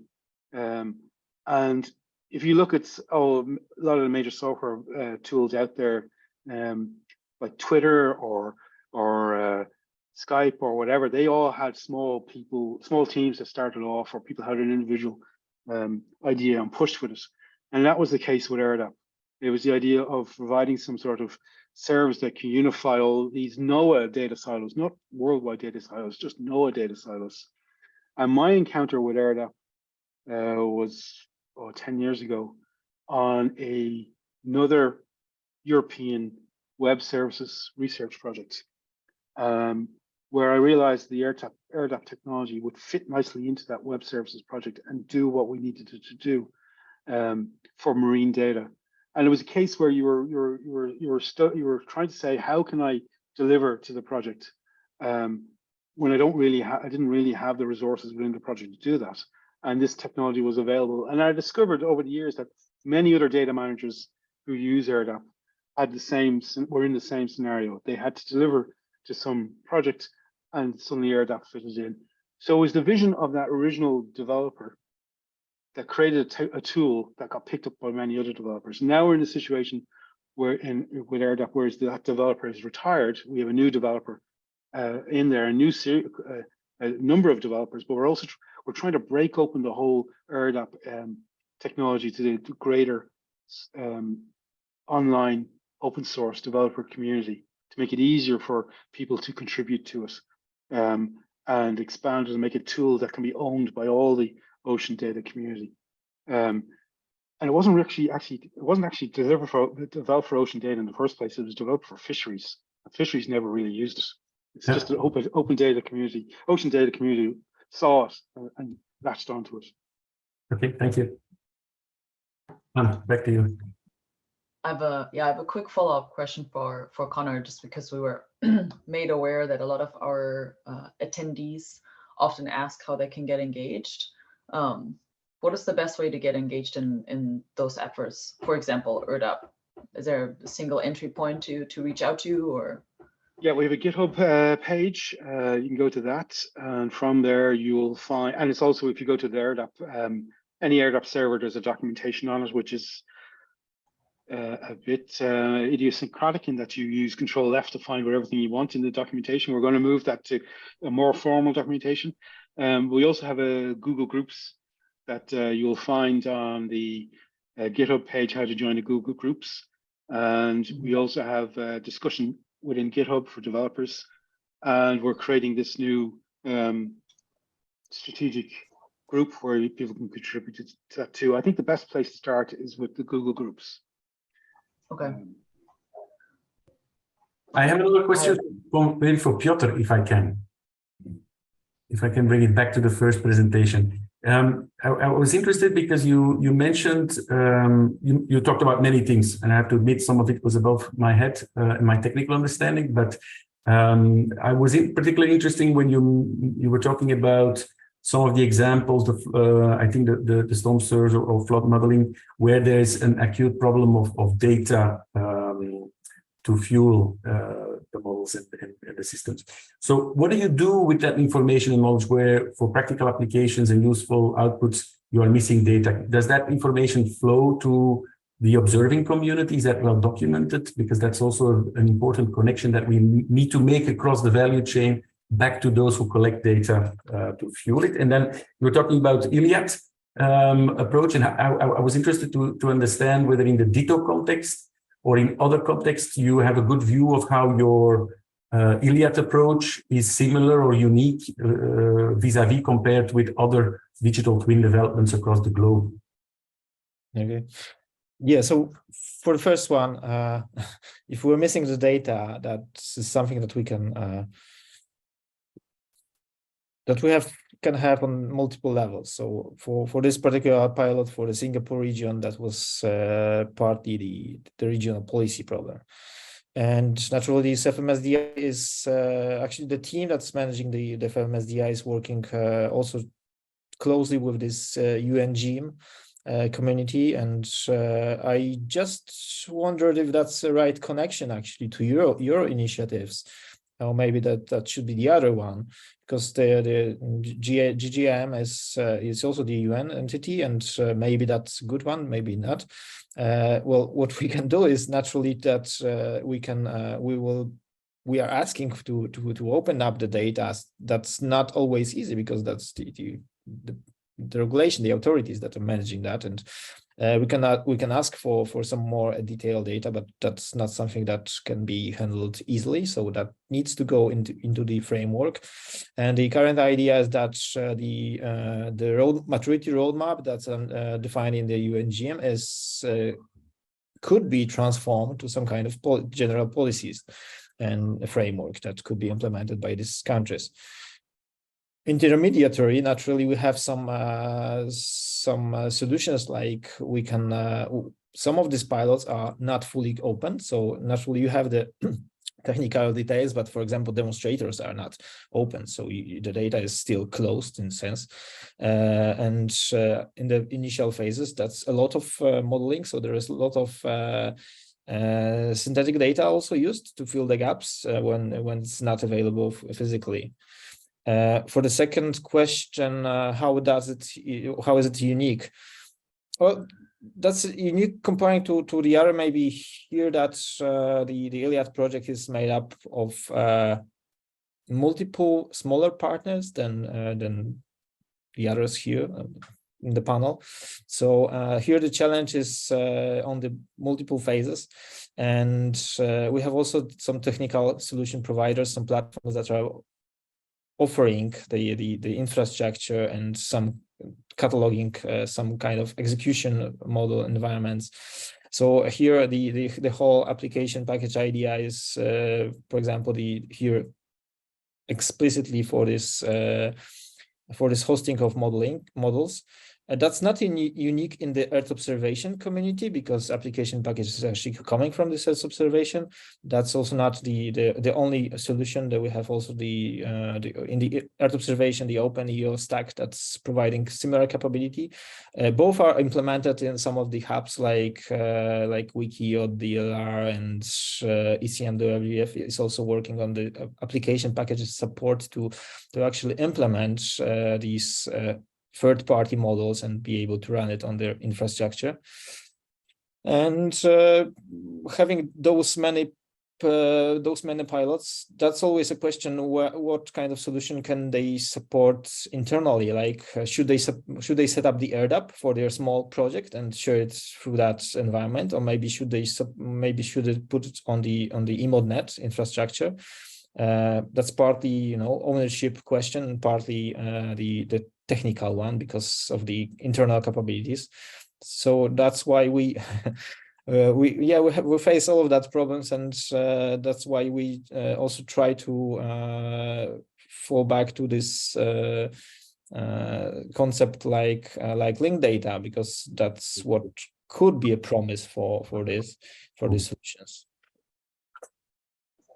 Okay, thank you so much.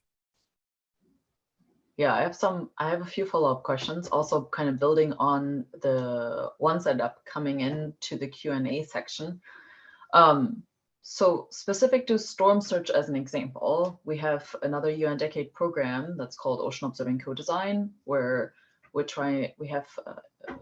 just giving a little bit of background so everyone's on the same page and understands what I'm talking about. There are societal benefit areas, and one of them is storm search, and we have tropical cyclones as well, and then 4 others. And they're in stages where they're drafting ocean observing systems and talking to the whole value chain, so the modelers, the data providers, and talking about what do you need to then adapt the observing system based on those stakeholder needs, and make adaptations to the observing system. If we want to go all the way to the end and create a digital twin of a storm surge in a specific area that's, beyond the Singapore, for example, the Southeast Indian Ocean coastal region, how would we connect to projects like ILIAD and others to build those connections and make sure that the data that we're collecting is the correct data, the data that we're collecting is openly accessible, so you can run these type of models? How does that work, and what's a good entry point? And then I'm connecting that to George's question in the Q&A is, what's the best way to engage and include ECOPs, so early career ocean professionals who are interested in these type of projects? What we're doing, we have co-chairs that are all ECOPs, and we're always open for new people, but just extending the question a little bit. Yeah, I'm not sure who is the question for, but probably for probably for you and others if they want to chime in. Okay. How to interact? Yeah, for the entry point, that's something that is maybe missing for the moment. That's always a challenge. And also question for these catalogs naturally. So we had that experience in the Earth observation catalogs that were growing nicely, and then they met the problems of the data quality and actually reacting to that. Now it's probably solved better, but that's also the entry point, and I think that the entry point for the knowledge is still missing, and that's behind the idea of the academy. Like we naturally can cover part of this capacity building, like what are the best practices coming from our community, like OGC. What are these examples of the applications? Where can you find the right resources and the right guidances for many people? So naturally, these are also many stakeholders that could benefit from that. And we're trying to shape these academy concepts with some of the other initiatives that can build kind of ecosystem of the knowledge, and that's probably something that we'll invest in next year or two. Let's see how does it work. It worked quite nicely for some of the other domains, because OGC's geospatial, the marine and meta-ocean are just 2 weeks domain working groups. But internally, naturally, there is OGC community. You have the domain working groups that are meeting at least quarterly, and the standard working group that are meeting weekly. And naturally, you can interact with them directly. On multiple levels, we have this either membership base or kind of liaisons and memorandum of understandings with some of these communities, like mentioned Jim. And yeah, happy to follow up this activity, actually, to build this kind of entry points. That I don't think that there will be one, simply. Yeah, and absolutely. And I think you can also reach out to us to make cross connections also with the various decade activities. The training that you mentioned, or the academy, is there in any way a link or information with the Ocean Teacher Global Academy that I think Colm mentioned, or somebody mentioned it, which is an IODE facility, which not necessarily needs to cover everything, but at least that there is a mutual information flow, so that we know what kind of capability trainings are available through your efforts. Well, I'd say it's not yet, because the marine domain in the academy is quite new. So I would say probably not. We are starting like bottom up for the moment and trying to collect the information we have, and simply try to answer the questions that we meet in our communities. Maybe you have the other, so that would be also interesting to see how does it work and what kind of information people are looking for that maybe our network could provide, and vice versa. Absolutely, and join forces. It's not enough time and not enough resources to duplicate effort. So let's try what is possible. Maybe I'm turning to René, because you've been following up. I don't know if you have particular questions on behalf of the OBPS. No questions. I mean, I was pleased to see that best practices were addressed by many of you. So, and Conor and others, and we are connected on some of the work that we do. To rebound on the last question about ECOP and their inclusion in things like DITO, for instance, I think there are 2 levels. The first one is ILIAD, for instance, is a European project. So the ECOP could be included through a partner having like a postdoc or available, money available for a postdoc or something like that. The next step, which is above, is through the changes and the associated UN programs or something else associated then, where you can have, I think Anne was mentioning that, a co-lead or a co-chair who is an ECOP associated to the managing of the program, because it involves something that is different from a usual work that we do in research groups. It's different. So that is where I would put the ECOP, and to reply to George, I think was a question from George, which the task would be to look at the different best practices or different practices, and come up with some description and so on. I mean, there are many ways, but associating ECOP really is at this level. If not, it's a usual research work. That was my 2 cents. Thank you, René. No, that's very useful. I think we are, and that rounds it up also a little bit. I see, Piotr, you still have your hand raised, so maybe very briefly, but then I think, Anne, we should wrap up. I think we've passed over our allocated time. And I know that everybody's here on a voluntary basis, in which we much appreciate. So, Anne, maybe, Piotr, very briefly, if you wanted to reply to René or add something, and then I'll hand over for Anne to close down.